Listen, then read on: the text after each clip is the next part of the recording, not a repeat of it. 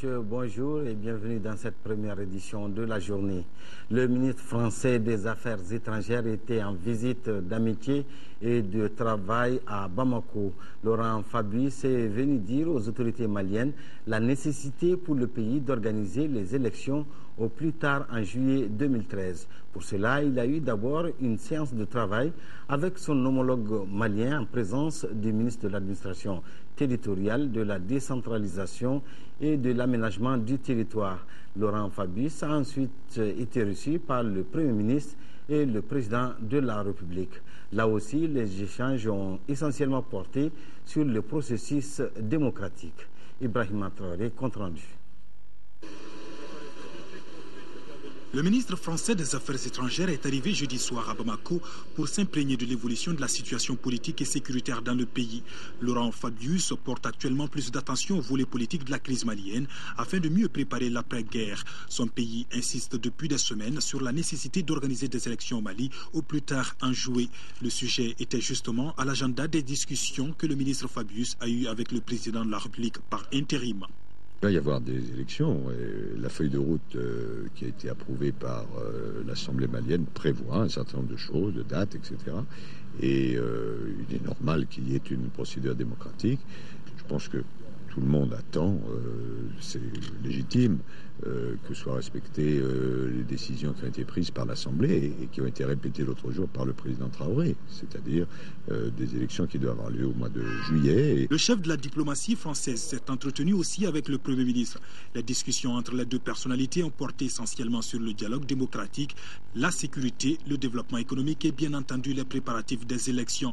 Django Sissoko a une fois de plus apprécié l'action que mène la France au Mali pour lui permettre de dépasser rapidement ces moments difficiles de son histoire.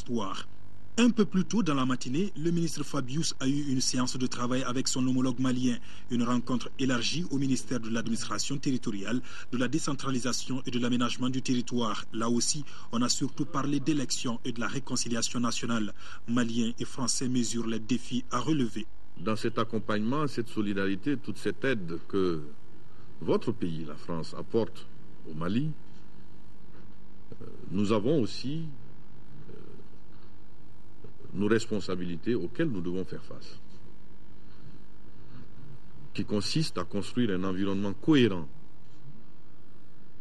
qui consiste à faire en sorte que le dialogue nécessaire entre Maliens se fasse dans la plus grande ouverture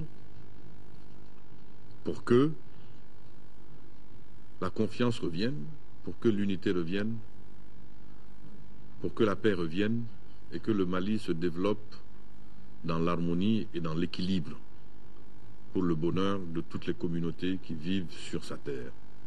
Ces élections devaient avoir lieu au mois de juillet, donc techniquement on nous indique que c'est faisable. Il y a les législatives aussi organisées, c'est un peu plus compliqué, vous me l'avez expliqué. En tout cas, je veux, au nom de la France, et au nom de la communauté internationale, vous remercier très chaleureusement pour ce que vous avez déjà fait et ce que vous allez faire pour que les élections aient lieu dans de bonnes conditions. La tenue des élections en juillet semble bien possible, mais le pays fait face toujours à d'importants challenges, notamment la sécurité et la stabilisation des zones déjà libérées, le retour des déplacés et de l'administration.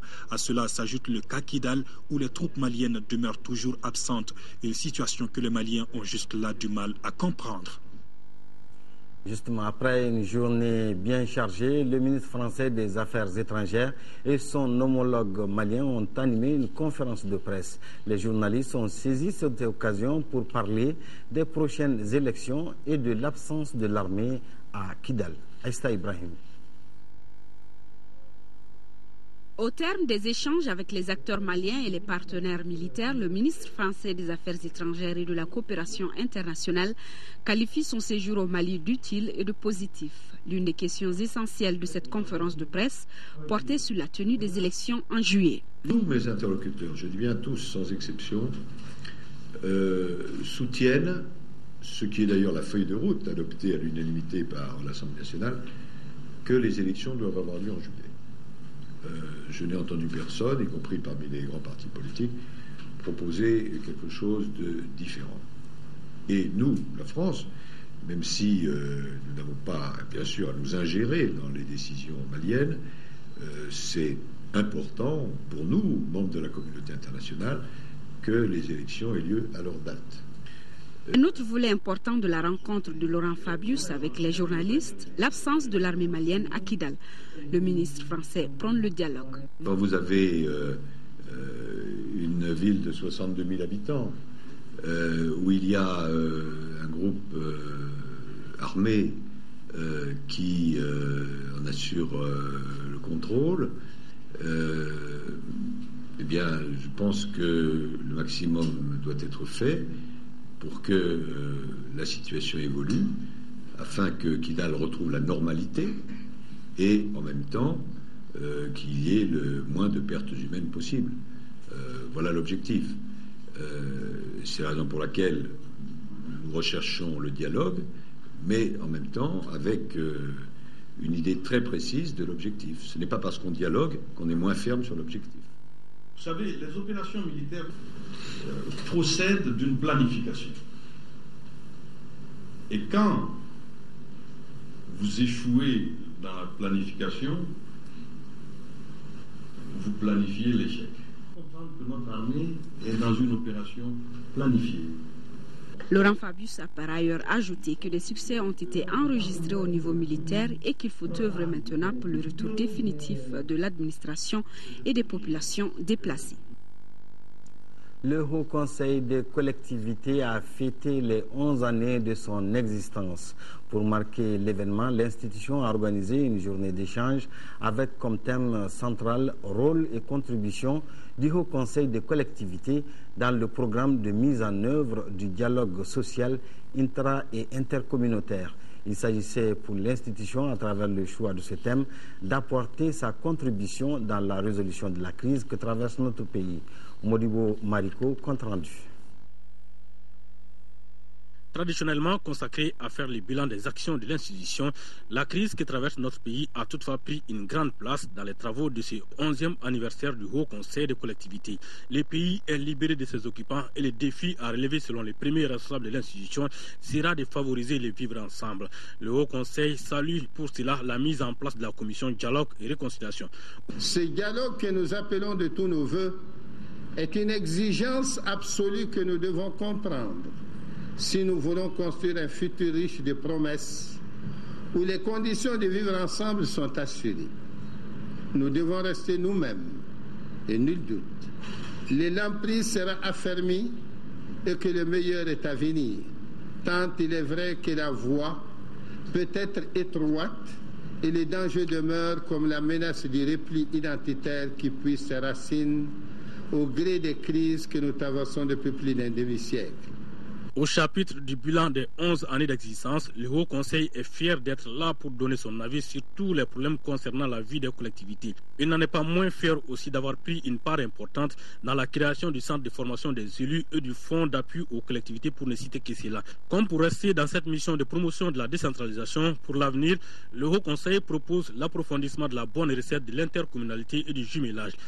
Et la thématique de cette journée procède de cette volonté qui est centré sur le rôle de contribution du Haut Conseil de collectivité dans le programme de mise en œuvre du dialogue intra- et intercommunautaire.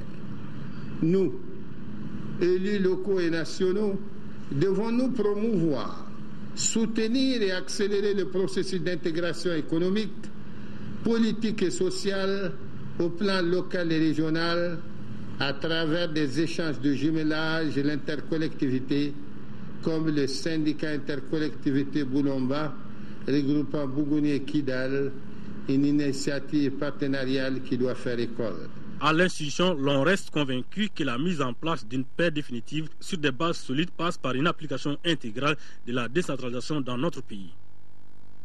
La 3e édition de la journée des banques et établissements financiers s'est ouverte au Centre international de conférence de Bamako. Cette journée vise à faire connaître davantage les produits et services bancaires par le public. Un compte rendu de Brahma Traoré. Par ce geste, le ministre délégué chargé du budget ouvre ainsi le salon des banques acte 1 de la 3e édition de la journée des banques et établissements financiers.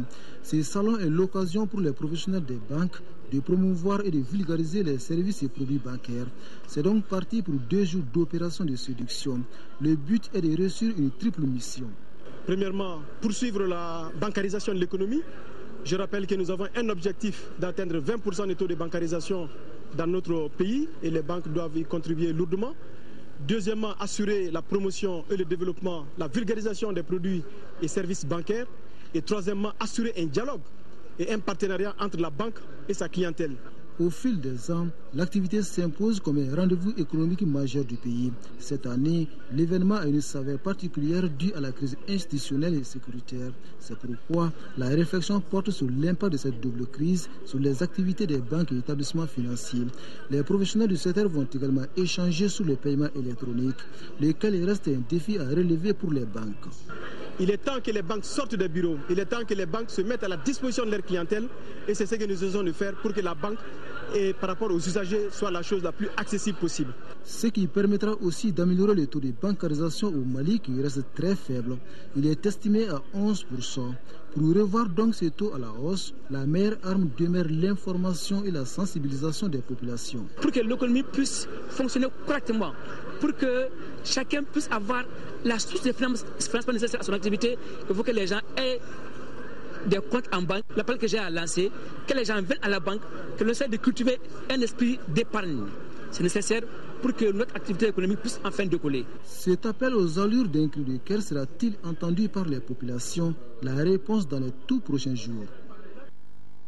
Saïd Savers vient de remettre un important lot de médicaments à l'association malienne de lutte contre le glaucome d'une valeur de 3 millions de francs CFA. Ces médicaments couvriront les besoins sanitaires des malades de glaucome pendant un certain temps. Fatim Koné, compte rendu. 3 millions de francs CFA, c'est la valeur de ce don remis à l'association malienne de lutte contre le glaucome. Composé entre autres de travaltencolir, vitamine B complexe, ce matériel est destiné à la prise en charge des malades du glaucome pendant au moins 3 mois. Glaucome, en tant que deuxième cause de cécité, nous investir pour prévenir et sinon aider les malades du glaucome à améliorer leur vie. Nous avons décidé de nous ériger en association, non seulement pour sensibiliser nos parents, faciliter l'entraide entre nous-mêmes, et d'autre part, informer le grand public, puisque le glaucome, au regard du taux national, est peu ou mal connu au Mali ici. Deuxième cause de cécité dans le monde, le glaucome est une maladie compliquée peu connue des Maliens. Son traitement demande un suivi régulier pour éviter la cécité.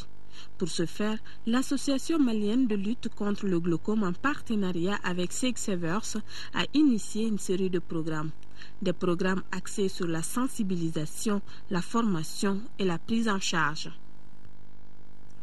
La gestion de l'école en mode décentralisé, le sujet est au centre d'un cadre de concertation entre les acteurs de l'éducation, les responsables des services déconcentrés et les représentants des collectivités territoriales du cercle de Kolondjeba. Daouda Diakité, compte rendu. Dans la stratégie de mise en œuvre de la décentralisation, l'éducation de base a été transférée aux collectivités territoriales. Les textes législatifs et réglementaires existent en la matière, mais force est de constater qu'il reste méconnu d'une grande partie des acteurs locaux en charge de la gestion de l'éducation en mode décentralisé. Pour pallier cette insuffisance, l'ONG Gamina, partenaire du projet d'appui au renforcement de la décentralisation, de la déconcentration des secteurs de l'éducation et de la santé par DES, a initié cette rencontre de partage pour une meilleure connaissance des dits textes. Cette initiative heureuse permettra, je l'espère bien, aux différents acteurs de revisiter les textes de loi en vue d'une utilisation efficiente et judicieuse. Donc, au sortir de cet atelier, je crois que les différents acteurs, les différents participants sauront instaurer un cadre de collaboration entre eux. Une initiative que les acteurs clés, administration, collectivités, comité de gestion scolaire et syndicats d'enseignants de Kolondjeba apprécient à sa juste valeur. Il faudrait que des rencontres comme ça se multiplient pour que tout le monde puisse être imprégné de la gestion de l'école en mode décentralisé, que tout le monde puisse participer et que l'on puisse, si possible, dégager les insuffisances pour qu'ils puissent avoir les solutions pour la bonne marche de l'école malienne. Les 2 jours de partage devront permettre à la centaine d'acteurs de mieux appréhender leurs rôles et responsabilités à travers une meilleure connaissance des lois et règlements de la gestion de l'école en mode décentralisé. Rappelons que ce programme d'appui à l'éducation, qui s'étend sur une période de 12 mois, bénéficie du soutien du Royaume des Pays-Bas. Sport football sur le continent, le week-end sera marqué par les matchs de compétition des clubs. Ici à Bamako, en Coupe de la Confédération, l'US Bougouni reçoit Recreativo d'Angola. À l'aller, les joueurs de Bougouni avaient perdu 4-0.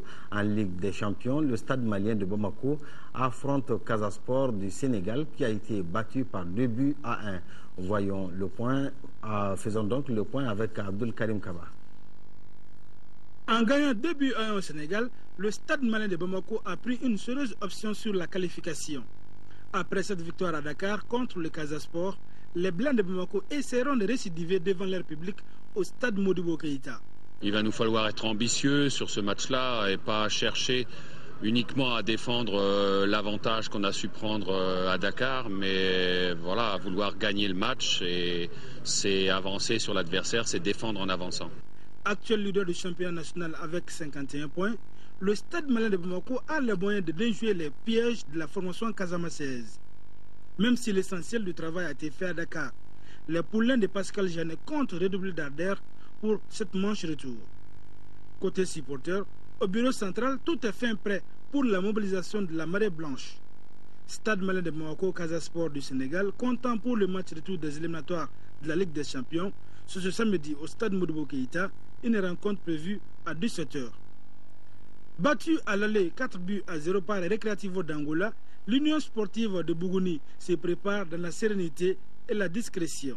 Pour aborder ce match retour, la qualification ne sera pas une tâche facile, mais pas impossible.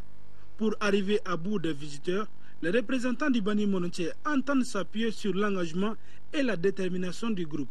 Il règne une atmosphère très bien autour de l'équipe, du président du comité directeur, au préfet, au président du conseil des cercles, au maire, à tous les ressortissants de Bougouni qui sont là, à Bamako et même ailleurs. Nous continuons à recevoir leur appui, nous continuons à recevoir leurs conseils.